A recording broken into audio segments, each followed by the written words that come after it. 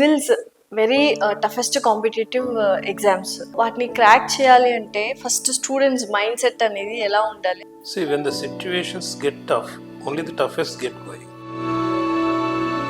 Telugu medium చదువుకున్న వాళ్ళే civils కానీ గవర్నమెంట్ జాబ్స్ కానీ కావాలి అనుకుంటారు. సాధారణంగా వెల్ టు డూ ఫ్యామిలీస్ అన్ని ఇంగ్లీష్ మీడియంలో చదువుకుంటారు. Middle class, lower middle class, poorer sections ఇవి చూస్తే కనుక లేదా గవర్నమెంట్ స్కూల్స్లోనో తెలుగు మీడియం స్కూల్స్లోనో లేదా ఇంగ్లీష్ మీడియం అయినా కూడా సరిగ్గా ఇంగ్లీష్ రాని ఇంగ్లీష్ మీడియం స్కూల్స్లోనో చదువుతూ ఉంటారు.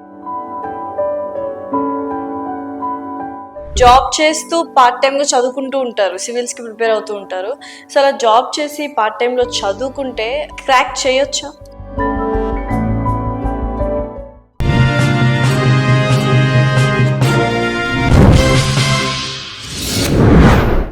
హాయ్, హలో, నమస్తే, వెల్కమ్ టు అవర్ ఛానల్. ప్రస్తుతం స్టూడియోలో మనతో పాటు ఉన్నారు సివిల్స్ మెంటార్ గంగాధర్ రావు గారు. నమస్కారం అండి.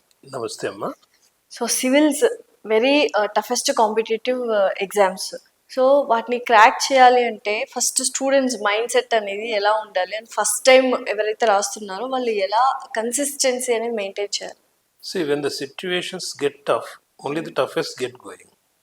సో సివిల్స్ ఎగ్జామ్ ఎంత టఫ్గా ఉంటే మీరు అంత టఫ్గా తయారుగా ప్రిపరేషన్లో మెంటల్ మేకప్ లోపల it is a psychological warfare అమ్మా. సివిల్స్ గేమ్ అనేది more than an academic game, it is psychological game. Okay. So you must be very strong psychologically. దీంట్లో డిటరెంట్స్ చాలా ఉంటాయి.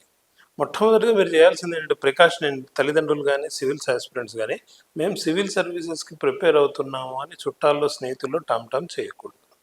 దానివల్ల ఏమవుతుందంటే అన్నెసెసరీ ప్రెషర్ బిల్డప్ అయిపోతుంది. ఎక్స్పెక్టేషన్స్ రీచ్ అవ్వాలి కదా అని ఉంటుంది. స్టార్టింగ్ లో మిమ్మల్ని ఆకాశంలో చూస్తారు, 1-2 సంవత్సరాలు అయ్యేసరికి వాళ్ళు మిమ్మల్ని పాతాళంలో చూడడం మొదలు పెడతారు. సార్ నిజంగానే మీరు అన్నట్టు సింగిల్ అటెంప్ట్ లో పాస్ అవ్వడం కష్టమా? అంత కష్టమా?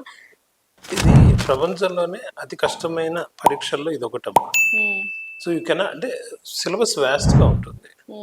దాన్ని ఫస్ట్ అటెంప్ట్ లోనే క్రాక్ చేయడం అనేది second attempt is possible. First attempt లో ఆల్రెడీ మీరు ఒక 2-3 ఇయర్స్ కనుక ప్రిపేర్ అయ్యి ఉంటే అంతకుముందు ఈ ఎగ్జామ్ ఇవ్వడానికన్నా ముందు, then it is possible to some extent 30-40%. మీరు సివిల్స్ కొట్టిన వాళ్ళలో కూడా మీరు గమనిస్తే more percentage is there in second and third attempts than first attempt. Okay. ఉంటారు, ఫస్ట్ లో కూడా కొట్టేవాళ్ళు ఉంటారు, బట్ ఫస్ట్ లోనే కొట్టాలి అని టార్గెట్ పెట్టుకుని చదివితే కష్టం అవుతుంది. Don't put any targets, you do your preparation, you prepare for the exam well. అవకాశం ఉంటే కొట్టచ్చు, అంటే మంచి ప్రిపరేషన్ ఉండి గైడెడ్ ప్రిపరేషన్ ఉంటే you can do it. Okay.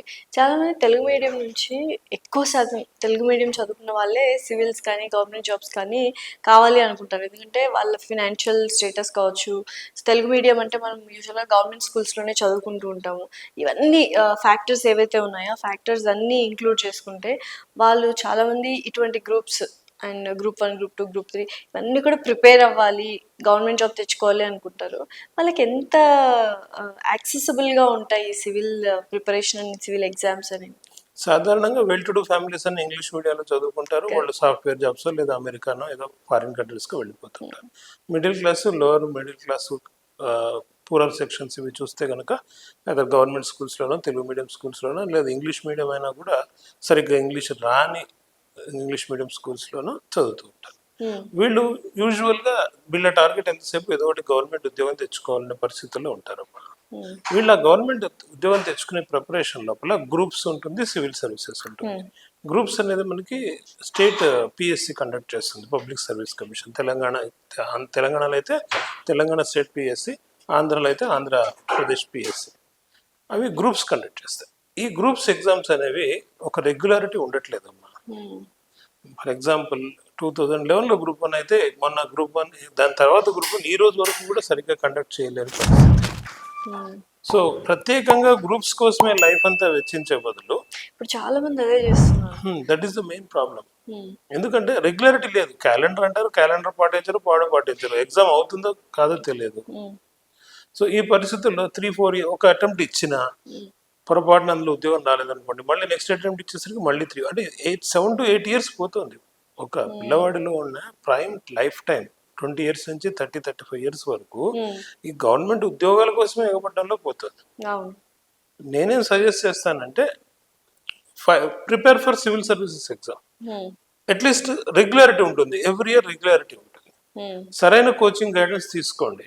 Telugu medium వాళ్ళైనా కూడా ప్రిపేర్ కావచ్చు, కానీ కాస్త ఇంగ్లీష్లో కొంచెం అంత నెసెసరీ లెవెల్ వరకు ఇంగ్లీష్ లాంగ్వేజ్ కూడా నేర్చుకుని, ఎందుకంటే క్వశ్చన్ పేపర్ అనేది ఎక్కువగా ఇంగ్లీషు హిందీలోనే ఉంటుందమ్మా, తెలుగులో ఉండదు. ఓకే.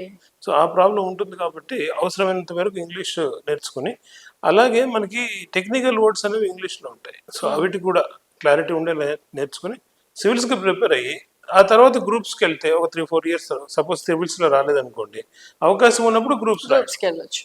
ఓకే. సో కొన్ని ఆప్షన్స్ అనేవి మనం పెట్టుకోవాలి, సింగిల్ ఒక్కటే ఆప్షన్ కాకుండా రెండు మూడు not when you're preparing for civils. Okay.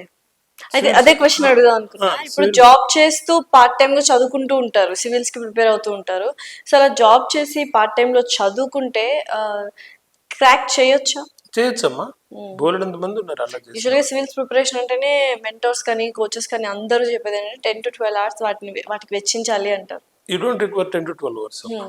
6 to 8 hours of preparation regularity తోటి మీరు ఏమాత్రం మిస్ కాకుండా రెగ్యులర్గా ప్రిపేర్ అయితే కనుక, and that to smart preparation. ఏవైతే అవసరమో బుక్స్ అవి చదువుతూ, ఏదైతే మెటీరియల్ అవసరమో అది చదువుతూ, if you are giving the exam with right guidance ఖచ్చితంగా కొట్టచ్చు. ఓకే. సో కోచింగ్ సెంటర్ వాళ్ళు రెడీ చేసుకున్న పుస్తకాలు కూడా ఇస్తూ ఉంటారు, అండ్ ఎన్సీఆర్టీ బుక్స్ కూడా ఉంటాయి. ఈ రెండిట్లో ఏది ఎక్కువ ప్రాధాన్యత సంతరించుకుంది? యూజువల్గా ఎన్సీఆర్టీ అనేది ఉంటుందమ్మా. ఎన్సీఆర్టీ అనేది ఏంటంటే 6th class నుంచి 12th class వరకు, దానిదే మనకి సివిల్స్ కోర్సెస్ సంబంధించి బేసిక్ ఫౌండేషన్ ఇస్తుంది. దాని మెటీరియల్ సివిల్ కోచింగ్ ఇన్స్టిట్యూట్లో వాళ్ళు తయారు చేస్తారు. సో కోచింగ్ ఇన్స్టిట్యూట్లో వాళ్ళు తయారు చేసినప్పుడు ఇంకొకళ్ళు తయారు చేసింది మీరు చదివారు అనుకోండి, దాని మీద మీకు ఉండే పట్టు తక్కువ. Suppose you are preparing your own notes, అంటే when you have keep sufficient time for that, you prepare your own notes, then very easily అంటే మీకు గుర్తుండడం అవకాశం ఎక్కువ ఉంటుంది. అంటే ఒకసారి ప్రిపేర్ అయ్యి రాసి పెట్టుకుంటే అది 10 సార్లు చదివిన పెట్టు. So because it is your own hand writing, because it is return with your own comprehension, మీకు ఈజీగా గుర్తుండే అవకాశం ఉంటుంది. So always better to prepare your own notes material అనేది. ఓకే. సో యూజువల్గా ఏంటంటే సివిల్స్ ప్రిపేర్ అవుతూ ఉంటారు, ఒక attempt, second attempt, third attempt ఇలా ఇస్తూ ఉంటారు, వాళ్ళు ఎక్కడో డిప్రెషన్కి లోన్ అవుతూ ఉంటారు.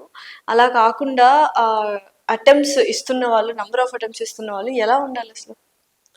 నంబర్ ఆఫ్ అటెంప్ట్స్ ఇస్తున్న వాళ్ళు అంటమ్మా, ఇప్పుడు లైఫ్ అనేది చాలా ప్రిపరేషన్ టైం అనేది మరి 15-20 ఏళ్ళలాగా పెట్టుకోకూడదమ్మా. సివిల్స్కి సంబంధించినంత వరకు suppose you're beginning your civils preparation after completion of degree అనుకుందాం, ఒక 2-3 years ప్రిపేర్ అయ్యి ఒక 2-3 attempts ఇవ్వండి. ఆ తర్వాత go for some plan B. అంతే. ఇది ప్రిపేర్ అయ్యేటప్పుడు కూడా మీరు తప్పనిసరిగా సాధించాలి అంటే రిజల్ట్ మీద టెన్షన్ పెట్టుకుంటే ఏమవుతుందంటే you will not succeed, because me concentration చదువు మీద ఉండదు. ఎందుకంటే all set and done psychological effect is more అని ఆస్పిరెంట్ అనమాట. Any aspirant. ఇప్పుడు మీకు చిన్న కథ కూడా ఉంది మహాభారతంలో, ఏంటంటే ఈ అభిమన్యుడు చనిపోయిన తర్వాత రేపు సాయంత్రం సూర్యాస్తమయంలోపు సైంధవుడిని చంపుతాను అని అర్జునుడు ప్రతిజ్ఞ చేస్తాడు. సో నెక్స్ట్ డే ఏంటి అంటే కౌరవులందరికీ ఒకటే టార్గెట్, ఎట్లాగైనా సైంధవుడిని దాచిపెట్టి ఈ రోజు చంపకుండా ఉండాలి, ఉంటే లేకపోతే ఆయన ప్రయోపవేశం చేస్తా అంటాడు అర్జునుడు. అదే పాండవులందరికీ ఒకటే టార్గెట్, ఎలాగైనా అర్జునుడు సైంధవుడిని రీచ్ అయ్యేలాగా చేయాలని. మామూలు రోజుల్లో అయితే అర్జునుడు ఈజ్ వెరీ గ్రేట్ వారియర్, దాంట్లో నో డౌట్ అబౌట్ ఇట్. అందరినీ ఒక గంటలో ఓడగొట్టగలడు అవతల పక్షాలు ఉన్న వాళ్ళని. కానీ ఆ రోజు ఏముందంటే స్పెసిఫిక్గా వాళ్ళకి ఒక టార్గెట్ ఉంది, ఈ ఒక్కరోజు సైంధవుడిని అర్జునుడి నుంచి రక్షించాలి. కాబట్టి ప్రతి పావు గంటకి ఒకళ్ళు వచ్చి వాళ్ళు ఓడిపోగానే మళ్ళీ ఇంకొకళ్ళు వచ్చి పోట్లాడుతూ ఉంటారు. సో మార్నింగ్ 9 నుంచి ఈవినింగ్ 3 అయిపోతుంది, 4 అయిపోతుంది, సూర్యుడు అస్తమించే సమయం వస్తుంది, అర్జునుడు సైంధవుడు కనపడ్డు, అర్జునుడు బెంబేలు ఎత్తిపోతుంటాడు. బెంబేలు ఎత్తిపోయి అడుగుతాడు, ఆపద్బాంధవుడు కృష్ణుడు ఉన్నాడుగా, ఏమిటి అని అడిగితే కృష్ణుడు చెప్తాడు, నీ దృష్టి సూర్యుడి మీద ఉంది, సైంధవుడు ఈ ఎదురుగా ఉన్న యోధుల మీద లేదు, వాళ్ళు ఎంతసేపు నీకు 5 నిమిషాలు నిలబడలేరు నీ మీద, don't look at son, just fight, I will take care of the result, focus on the main things. So అప్పుడు అర్జునుడు యుద్ధం చేస్తూ ఉంటే శ్రీకృష్ణుడు సూర్యుడికి అర్థంగా తన సుదర్శనాస్త్రాన్ని పెడితే చక్రాన్ని, అప్పుడు చీకటి పడిపోతుందంటే అప్పుడు సైంధవుడు బయటకు వస్తే అప్పుడు చెప్తాడు. అట్లా your focus should be on your preparation, not on the result. అది మెయిన్ ప్రాబ్లం అది. అప్పుడు మీకు టెన్షన్ ఉండదు, tension. You can do well. Okay. So ఇది ఈ కైండ్లో మనం వే ఆఫ్ థింకింగ్ అని థాట్ ప్రాసెస్ కానీ ఉండాలి అంటే సో ఇప్పుడు మనం పాత్స్ వేస్ తీసుకుంటే ఇందులో ప్రిలిమ్స్, మెయిన్స్, ఇంటర్వ్యూ. సో అన్నిటికన్నా టఫెస్ట్ మెయిన్స్ అంటున్నారు. అలా అన్నప్పుడు ప్రిలిమ్స్ ని చాలా మంది చాలా ఈజీ కదా అన్నట్టుగా కొంచెం టేక్ ఇట్ ఫర్ గ్రాంటెడ్ తీసుకుంటున్నారు. ప్రిలిమ్స్ అనేది ఎంత ఇంపార్టెంట్, ప్రిలిమ్స్ కి ఎంత సీరియస్ గా ప్రిపేర్ అవ్వాలి? ఇక్కడ ఏ స్టేజ్ ఆ స్టేజ్ ఇంపార్టెంట్ అమ్మా. ఏది ఎక్కువ ఇంపార్టెంట్, ఏది తక్కువ ఇంపార్టెంట్ కాదు. ప్రిలిమ్స్ కు సంబంధించి వచ్చేసరికి you need to have exact preparation అన్నమాట.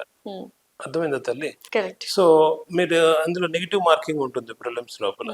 You're suppose to get at least 50, suppose you're without reservation, you're suppose to get at least 50%, అంటే 200 మార్క్స్ ఉంటుంది జిఎస్ అనేది. అలాగే 200 మార్క్స్కి సిసాట్ అనేది ఉంటుంది. దాంట్లో నెగిటివ్ మార్కింగ్ ఉంటుంది కాబట్టి మీరు ఖచ్చితంగా తెలిస్తేనే ఆన్సర్ పెట్టాల్సి ఉంటుంది. సో దానికోసం ఖచ్చితంగా you have to prepare well. Okay. మరి ఎక్కువ మెటీరియల్ చదివితే ఉపయోగం లేదు.